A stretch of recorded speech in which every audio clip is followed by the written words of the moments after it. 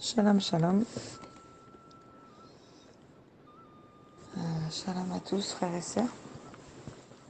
Je suis ravie de faire ce partage avec vous aujourd'hui. Je voudrais commencer en priant, en louant notre merveilleux Seigneur Jésus, notre seul et immense Dieu, à qui rien ni personne ne résiste. Alors, si vous voulez bien, prions ensemble. Seigneur, nous voici réunis aujourd'hui, encore pour toi, pour te rendre gloire, pour te rendre grâce, car ta parole est merveilleuse, et ton cœur pour nous est immense. Parle-nous, Seigneur, aujourd'hui, et règne sur toutes choses dans nos vies. Tu règnes, Seigneur, dans le corps de chacun de tes enfants qui t'a soumis sa vie.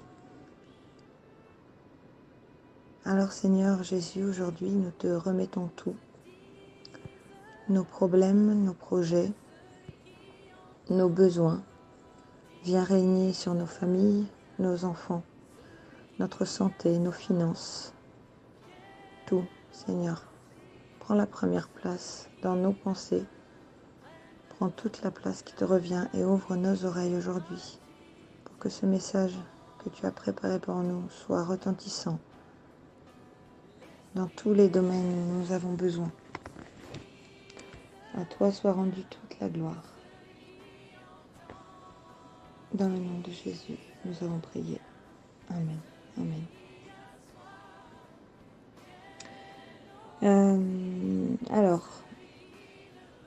Aujourd'hui, le titre de ce partage, c'est Impossible mais pas Dieu. Alors, je vais commencer en te demandant, toi qui m'écoutes, comment se passe ta vie avec le Seigneur? Et qu'est-ce que la présence de Dieu t'apporte au quotidien? Pourquoi veux-tu de Dieu dans ta vie? Qu'est-ce que ça représente pour toi en fait? Donc si tu écoutes ce message, c'est peut-être parce que tu t'intéresses à Dieu, peut-être que tu cherches à le connaître un peu plus. Peut-être que tu écoutes ce message par hasard. Aujourd'hui, moi j'avais à cœur qu'on fasse un petit bilan en fait sur nos connaissances du Seigneur. Et du coup, c'est en parlant avec une amie ce matin, une amie à moi, que je me suis rendu compte, je le savais bien sûr, mais je me suis rendu compte en fait combien est grande la puissance du Seigneur, alors que nous, on se contente de subir les épreuves. Et c'est une amie qui ne connaît pas le Seigneur vraiment, en fait.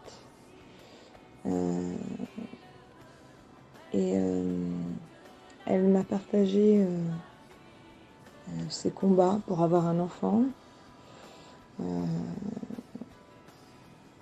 Et puis elle m'a parlé du diagnostic des médecins, des gynécos, qui lui auraient dit qu'elle ne produisait pas assez d'ovocytes en fait pour tomber enceinte. Elle a fait une fausse couche. Et suite à ça, on lui a dit que elle ne produisait pas suffisamment pour pouvoir tomber enceinte.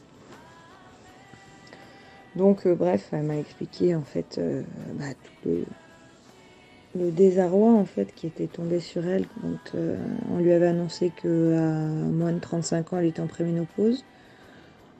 Moi ça m'a un peu choquée ce matin.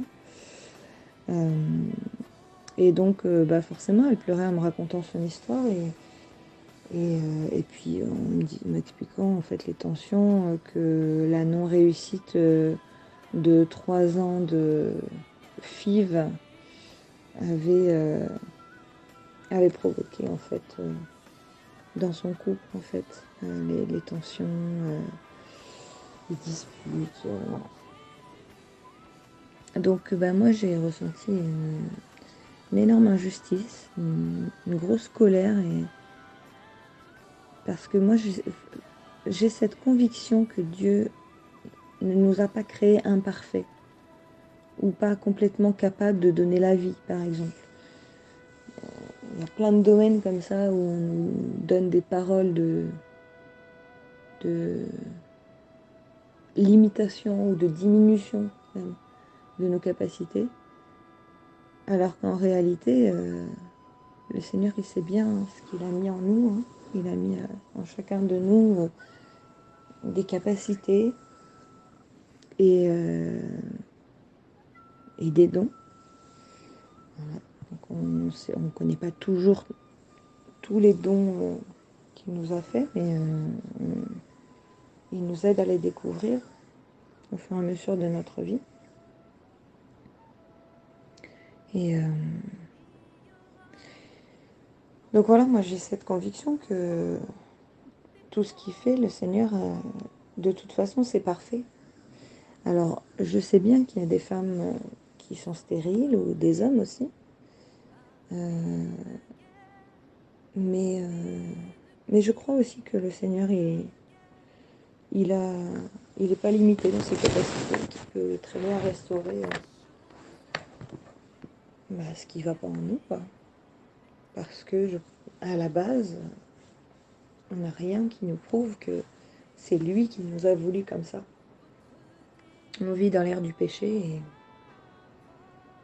et on sait très bien que voilà, nos corps sont soumis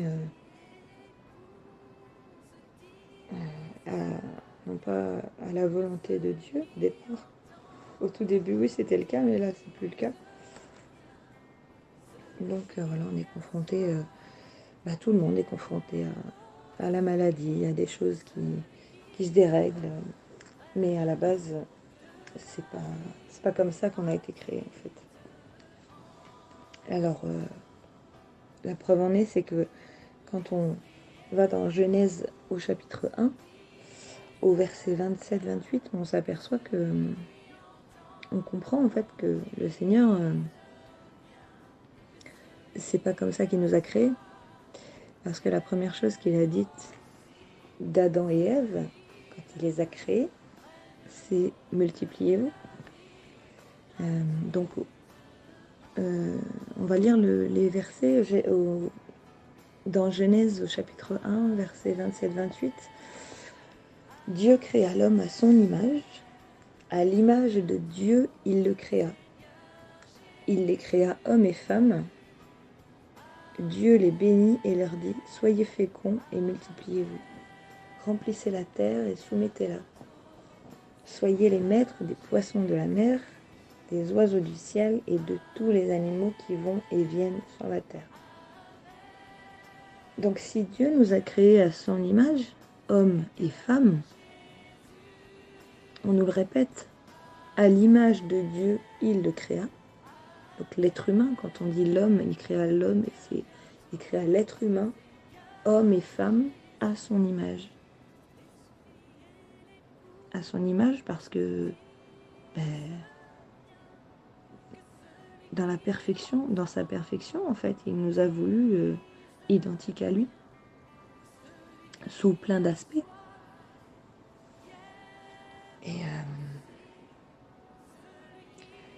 Et en plus de ça, donc voilà, en fait, une des seules choses pratiquement qu'ils avaient à faire, c'était de se multiplier. Donc, il n'était pas prévu, a priori, qu'il y ait des problèmes pour la multiplication. Sinon, il leur aurait probablement donné la marche à suivre.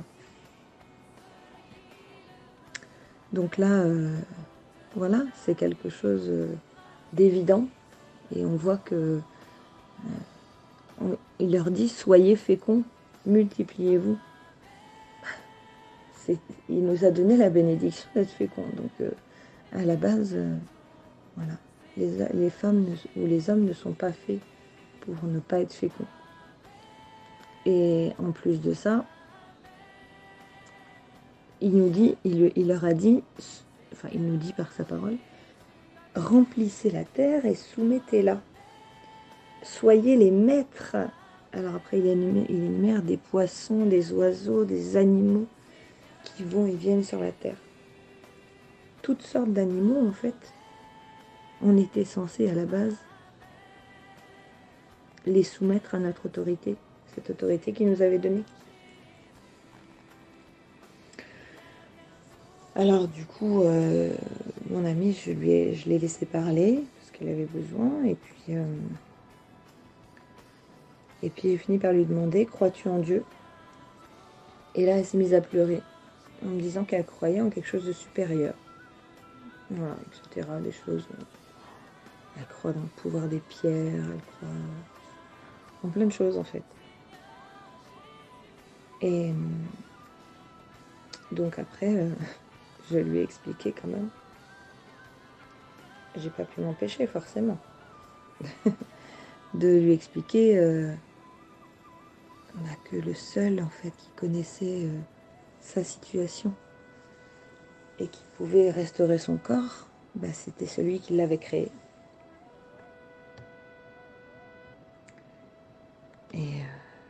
Et en fait,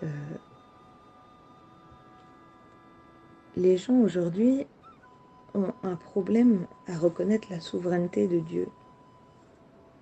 Il y a beaucoup de prédicateurs ou d'autres personnes qui prêchent l'évangile qui vont dire que Satan règne dans ce monde. Alors oui, c'est effectivement le cas, parce que la Bible nous dit bien qu'il est le prince de l'air ici sur cette terre, hein, qu'il est le prince de cette planète, de cette terre. Et il y a au moins, à cinq reprises, j'ai noté, hein, au moins, dans des livres différents de la Bible, Satan est appelé prince de ce monde, et même Dieu de ce monde dans 2 Corinthiens 4:4.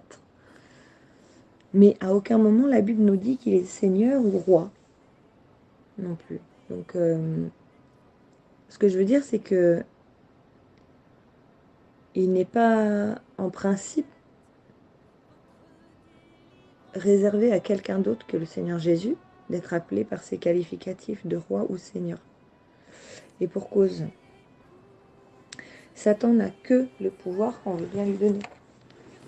Alors, on est d'accord, je ne minimise pas non plus son pouvoir, mais il joue surtout sur son intelligence.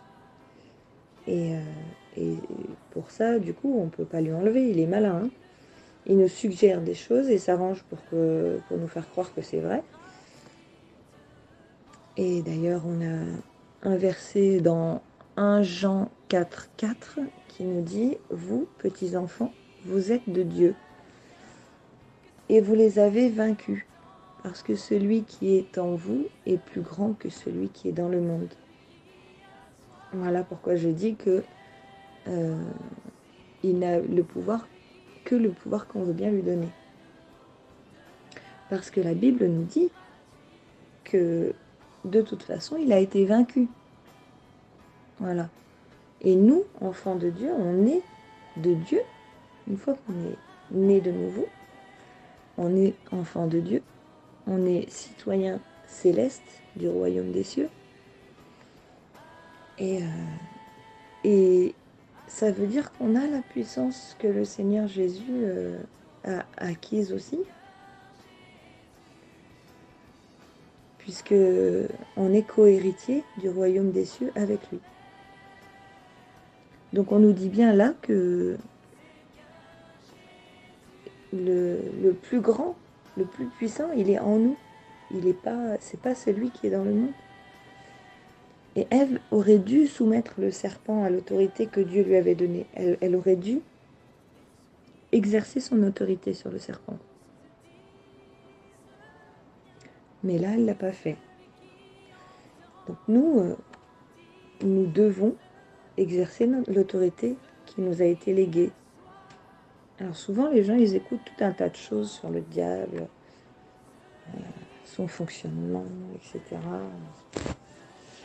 Alors certes, hein, il faut bien connaître son ennemi, ça c'est essentiel, mais attention parce que la Bible ne nous dit pas de nous attarder sur lui, hein, au contraire, elle nous donne énormément de clés pour combattre, pour exercer notre puissance, justement.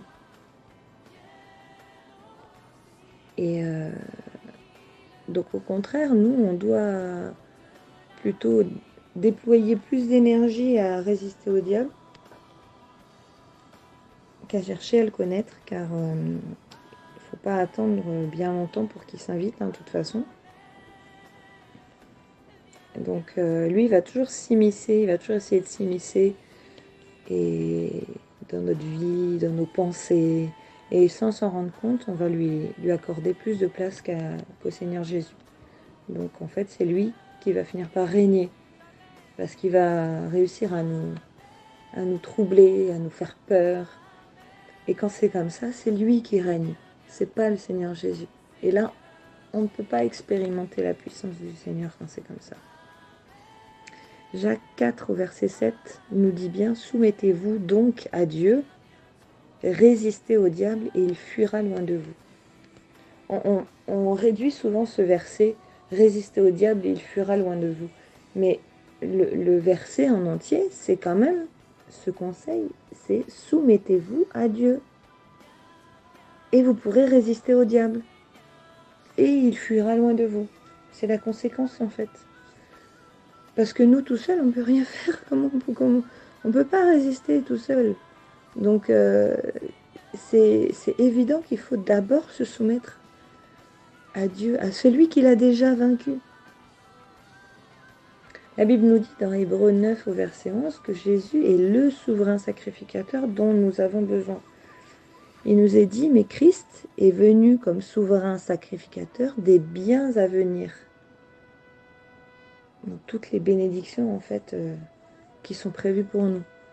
Il a traversé le tabernacle plus grand et plus parfait qui n'est pas construit de main d'homme, c'est-à-dire qui n'est pas de cette création. Voilà, lui, en fait, il est notre souverain sacrificateur qui exerce de toute façon l'autorité suprême. Il n'y a pas plus haut que lui. Il a vaincu Satan, déjà. Satan, on sait très bien, la Bible, elle nous annonce déjà comment il va finir.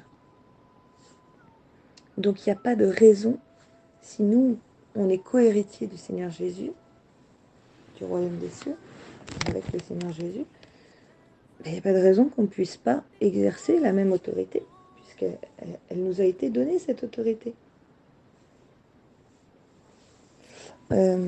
Donc en réalité, c'est nous qui faisons de Satan et de ses démons des dieux qui empêchent le Seigneur Jésus de régner dans nos vies. Donc la Bible nous dit qu'on est censé vivre par la foi, puisque il est écrit, le juste vivra par la foi.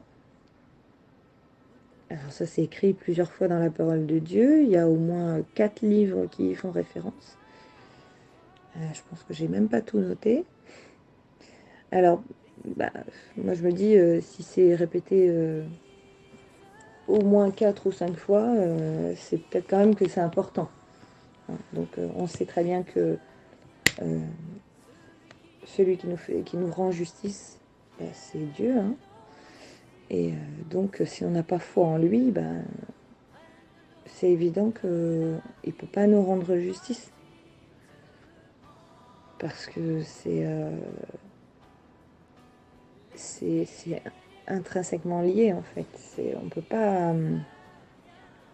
peut pas lui plaire sans la foi. C'est ça qu'il aime en fait. Alors oui, bien sûr, on dit souvent qu'on a la foi, mais la question c'est plutôt est-ce qu'on vit par la foi? On peut avoir la foi, mais vivre par la foi, comme le demande la Bible, c'est mettre sa foi en action. C'est pas juste dire oui, oui, oui, moi je crois, j'ai foi en Seigneur, oui. Non, non, ça veut dire quoi? Ça veut dire croire en toutes circonstances, avoir une foi inébranlable en fait. Ça veut dire on croit que la puissance de Dieu est infiniment supérieure à celle du diable.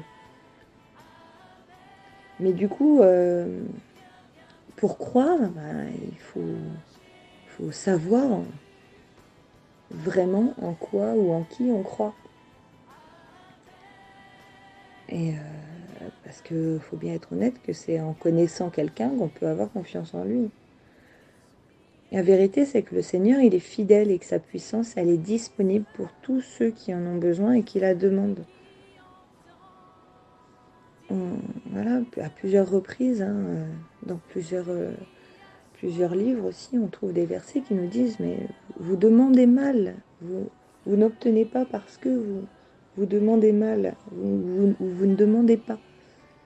Bah oui, il faut la réclamer, cette puissance.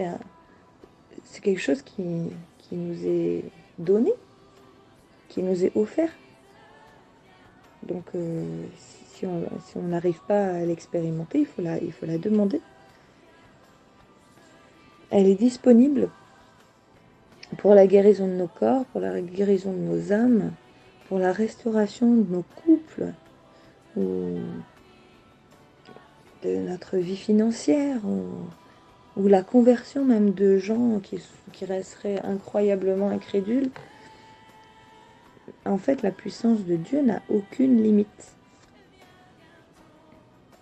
Donc j'ai expliqué à mon ami ce matin que plus on va batailler nous-mêmes,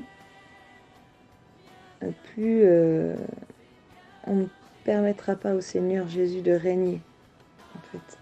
Parce que c'est nous qui allons nous mettre en avant. Et on ne va pas le mettre lui en avant. Et que tant qu'on fera comme ça, tout ne sera que échec et désillusion. La vérité, c'est que actuellement, l'Église de Dieu, qui est composée des véritables enfants de Dieu, elle est limitée. Parce que nous, on ne cherche pas à expérimenter la puissance de Dieu. L'Église, elle se limite toute seule en fait. Donc, il faut se remettre en question, il faut se dire, mais quand on a une épreuve qui nous tombe dessus, en qui est-ce qu'on met notre confiance? Vers qui on se tourne en premier? En général, les mensonges de l'ennemi ne tardent pas à arriver, hein. On se les prend de plein fouet quand on est assailli par une épreuve. Et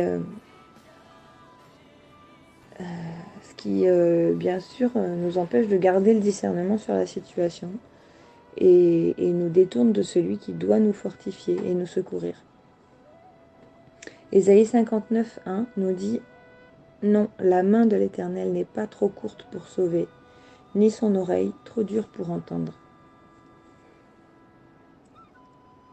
Alors du coup, quand on lit, on s'aperçoit quand même que la Bible nous parle beaucoup, très souvent de la puissance de Dieu. Dès le livre de la Genèse, en fait, j'y reviens parce qu'on commence souvent soit par lire ce passage, enfin ce livre-là, soit à un moment donné, de toute façon, on le lit ce passage-là. Mais on a l'impression que c'est un peu banalisé, alors que c'est tellement puissant. Parce que déjà, au moment de la création, Dieu prononce des paroles et ça y est, ça se réalise. Il dit une chose et elle s'accomplit. Il pourrait claquer des doigts que tout lui obéit. Donc là, quand on s'attarde un peu dessus, on réalise la puissance de sa parole. Sa parole, c'est aussi la Bible, hein. C'est ce qu'on lit, nous. C'est ce qu'il nous a laissé. Voilà. Et ça, c'est puissant. Le problème, c'est que quand quelqu'un nous dit quelque chose ici, dans ce monde-là, ben nous, on va le croire. Et on va se dire, voilà, ça va arriver. Mais ça veut dire que cette personne, du coup, on la met à la place de Dieu. Parce que on a du mal à croire, quand on lit la Bible, que la parole de Dieu, si on la proclame et qu'on croit en elle, elle va se révéler, se réaliser. Mais par contre, quelqu'un peut nous dire quoi que ce soit, il peut nous dire ce qu'il veut. On va donner plus de crédit à ses paroles qu'à celles de Dieu. Et il est là le problème, en fait. Tout enfant de Dieu véritablement ancré dans la foi, en son Créateur, devrait refuser les mauvais diagnostics médicaux ou refuser, je sais pas, qu'on donne une parole de malédiction sur sa vie ou sur son futur, parce que personne n'est à la place de Dieu pour dire l'avenir ou dire qu'on va échouer dans tel domaine ou nous dire que on pourra jamais avoir d'enfants. Mais en fait, personne ne sait. Les médecins, ils sont très limités. Alors voilà, attention, hein, et moi je suis pas médecin et eux ils ont fait beaucoup plus d'études et ils connaissent certaines choses, mais les scientifiques, surtout en ce moment, sont d'accord pour de plus en plus reconnaître l'existence de Dieu. D'ailleurs, j'ai posté une petite vidéo là-dessus de deux scientifiques qui ont écrit un livre très récemment qui a l'air très intéressant, où ils reconnaissent que l'univers tout entier, toute cette création, ne peut pas exister sans l'existence d'un Dieu. Voilà. Donc il reste très... ce que j'ai bien aimé, c'est qu'ils ne parlent pas de religion en fait. Ils parlent vraiment, ils font quelques références bibliques, mais il n'est pas question de religion ou de dire qu'il s'appelle Allah enfin voilà, de n'importe quel nom, quoi. Je veux dire Bouddha ou ce que vous voulez. Euh, voilà. En revanche, ils font une référence. Ils ont une référence biblique. Eh ben oui, parce que malgré tout, on peut dire ce qu'on veut, mais on nous apprend à l'école à nous repérer sur la frise chronologique où tout démarre à partir de la venue de Jésus quand même, hein. Donc voilà. Donc on peut dire ce qu'on veut malgré tout. Mais n'empêche que voilà, les scientifiques de plus en plus reconnaissent l'existence d'un Dieu, donc alléluia. Et parce que c'est vrai, de toute façon, hein, rien n'a pu exister sans que Dieu ne le proclame, ne le veuille. Donc voilà. Donc on ne devrait pas accepter que quelqu'un puisse nous dire non mais tu ne pourras pas avoir d'enfant. Voilà, ton corps il est mort. Non. Dans Genèse 18 au verset 14, il est question du fils que Sarah et Abraham vont avoir. Et quand les envoyés de Dieu, quand Dieu parle à Abraham et qu'il lui dit que à cette même époque, l'année prochaine, sa femme sera enceinte, elle est dans l'attente, elle se met à rire. Et comme Dieu sait tout, il lui dit, mais y a-t-il rien qui soit étonnant de la part de l'Éternel? Au temps fixé, je reviendrai vers toi à cette même époque, et Sarah aura un fils. Voilà, il lui a même dit qu'elle aurait déjà accouché à cette période-là. Donc, c'est lui qui sait tout. Mais attendez, là, on parle quand même d'une femme qui avait, alors non pas la quarantaine, non pas la cinquantaine, mais elle avait plutôt la centaine, quoi. Elle était déjà ménopausée depuis plusieurs dizaines d'années déjà, en fait. Donc, waouh! Quand on dit que rien n'est impossible à Dieu, rien ne lui est impossible. Impossible, mais pas Dieu. Et de même, alors quand le roi David a eu à combattre contre Goliath, ou à fuir devant son fils Absalom, qui voulait le liquider pour prendre sa place, heureusement que sa confiance était grande en son Dieu. Hein. Parce que sinon, il ne serait pas allé au combat, et il n'aurait pas tout tenté pour sauver sa vie.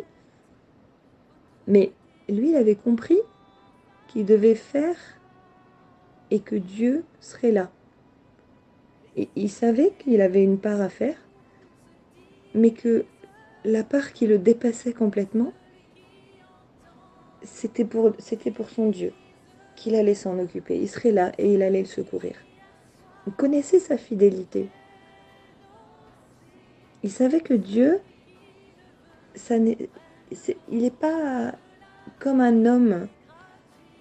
La Bible, elle dit que Dieu n'est pas un homme pour mentir, ni un fils d'homme pour se repentir. Il savait que ce n'était pas un homme qui allait oublier ses promesses.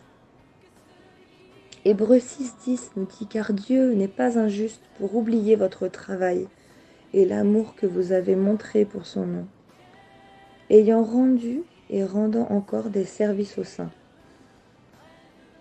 Et Jérémie 32 au verset 27 nous dit aussi « Voici, je suis l'Éternel, le Dieu de toute chair. Y a-t-il rien qui soit étonnant de ma part ?» Il faut pas s'étonner de ce que Dieu peut faire. Nous, on est dans un monde où les capacités sont limitées. On arrive même à limiter notre cerveau alors qu'on a un cerveau qui fonctionne, je ne sais plus à combien, je crois 10% de nos capacités. On a un cerveau extrêmement avancé dans la mécanique, puissant, etc., capable de plein de choses. Mais nous, on le limite.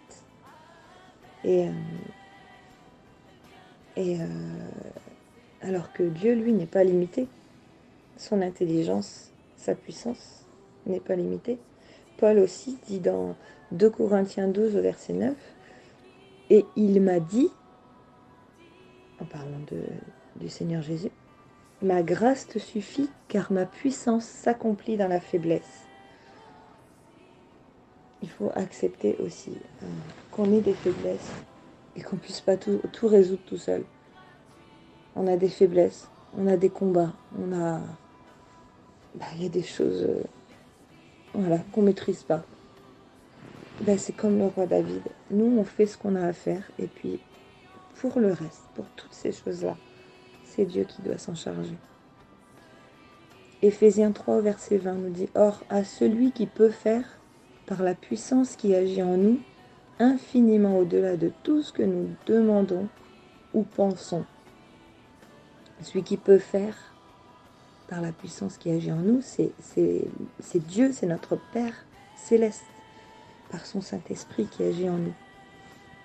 Et il nous est dit qu'il agit infiniment au-delà de tout ce que nous demandons ou pensons. Ne limitons pas notre foi à ce que nos pensées nous disent. La puissance de Dieu ne peut pas se quantifier. Non mais, moi je me dis, quand on lit la parole de Dieu et qu'on croit en lui, c'est pour croire que sa puissance va agir dans nos vies, non? Moi je le vois comme ça. Quand j'ai commencé à lire la Bible, j'ai trouvé ça d'abord tellement extraordinaire. Alors oui, au début, évidemment, je pense que c'est le cas de tout le monde, ou en tout cas une majorité de personnes, quand on lit cette parole-là, on trouve ça tellement extraordinaire qu'on se dit c'est pas pour moi. Mais je vous assure mes frères et sœurs, quand vous écoutez les témoignages de certaines personnes qui ont vraiment expérimenté cette puissance, mais là ça chamboule quelque chose. Parce que on se rend compte qu'en fait, ce ne sont pas juste des histoires qu'on lit dans la parole de Dieu. On se rend compte que cette puissance, elle est là pour nous et qu'elle peut agir dans nos vies aussi. On doit pratiquer chaque jour cette puissance et marcher de victoire en victoire, la Bible nous dit. Nous devons croire qu'aucune circonstance ne peut résister à l'autorité de Dieu, ni à sa puissance dévorante. La Bible nous dit qu'il est un feu dévorant, pas pour nous dévorer nous, pour dévorer tout ce qui est... Il n'est pas de lui, en fait, tout ce qui est mauvais. Donc c'est un tas de choses qui sont à notre portée, qu'on n'utilise pas. Et c'est ça que le Seigneur, il attend de nous, en fait, c'est qu'on utilise ces choses, cette puissance, tout ce qu'il a mis, en fait, à disposition pour nous. Jésus lui-même a encouragé ses disciples et les gens qu'il guérissait dans ce sens-là. Dans Matthieu 19 au verset 26, il nous est dit, Jésus les regarda et leur dit, aux hommes cela est impossible, mais à Dieu tout est possible. Ça, c'est quelque chose qu'on retrouve dans Marc aussi, au chapitre 10 au verset 27, et dans Luc 1 au verset 37 et Luc 18 au verset 27. C'est encore répété 4 fois. C'est la base dont nous avons absolument besoin pour lutter contre l'incrédulité. Parce que Jésus aussi a eu besoin de le déclarer avant d'affronter la croix. Dans Marc 14 au verset 36, il dit « Abba, Père, toutes choses te sont possibles, éloigne de moi cette coupe. Toutefois, non pas ce que je veux, mais ce que tu veux. » Voilà. Avant de lui demander de ne pas lui imposer cette épreuve, il lui dit « Toutes choses te sont possibles. » Voilà, c'est vraiment sa base. Il met toute sa confiance dans son Père. Et après, c'est un homme avec ses peurs, avec ses angoisses, et puis très probablement comme nous, la peur de souffrir. Donc il lui dit, mais s'il te plaît, ne me fais pas passer par ça, quoi. Et en fait, comme son fondement, c'est le plus solide, c'est de croire que de toute façon, quoi qu'il lui arrive, son Père sera là. Il ne peut rien lui arriver. Pour l'éternité en tout cas. Donc il lui dit, fais ce que toi tu veux, mais pas ce que moi je veux. Ne tiens pas compte en fait de cette demande si c'est pas ta volonté. Voilà mes frères et sœurs, donc je prie vraiment aujourd'hui que ce message soit pour chaque personne qui va l'écouter un puissant soutien. Et que le Seigneur Jésus nous aide à appliquer cet enseignement, cette parole, à nous enrichir de cette parole vivante qu'il nous donne. Seigneur, sois notre béquille, apprends-nous à nous appuyer sur toi, sois notre rocher sur lequel viendront s'écraser toutes les manigances et les mauvaises paroles prononcées contre nous. En toi, Seigneur, nous avons la victoire et je te prie, mon Seigneur, mon Dieu, pour que tu nous montres comment expérimenter chaque jour cette victoire que tu nous as offerte par ton sacrifice sur la croix. Seigneur, ta parole nous dit que tu as mis toutes les dominations sous tes pieds. Non pas la moitié, non pas 10% ou un petit peu, mais toutes les dominations, sans exception. Et nous voulons croire, Seigneur, que c'est également une vérité pour nos vies. Seigneur, merci d'avoir fait de nous des vainqueurs. Nous pouvons tout par toi qui nous fortifie et tu es le seul à pouvoir le faire, Seigneur Jésus. Alors aujourd'hui, nous voulons proclamer comme dans Job 42 au verset 2, Je reconnais que tu peux tout et que rien ne s'oppose à tes pensées. Voilà Seigneur, que ta volonté soit faite dans nos vies. Parce que tu peux tout. Toutes choses te sont possibles. Que nos vies victorieuses te glorifient Seigneur. Voilà, j'ai prié dans le nom puissant de Jésus. Amen, amen, amen, amen. Voilà, mes frères et sœurs, je vais m'arrêter là pour aujourd'hui. Si le Seigneur le permet, on continuera une prochaine fois à développer ce sujet qui est vaste et intéressant. Et voilà, j'espère que vous serez bénis comme je l'ai été dans la préparation de ce partage. Et voilà, donc que la grâce et la main puissante de notre Dieu soient sur vous. Soyez bénis abondamment. Et je vous dis à bientôt.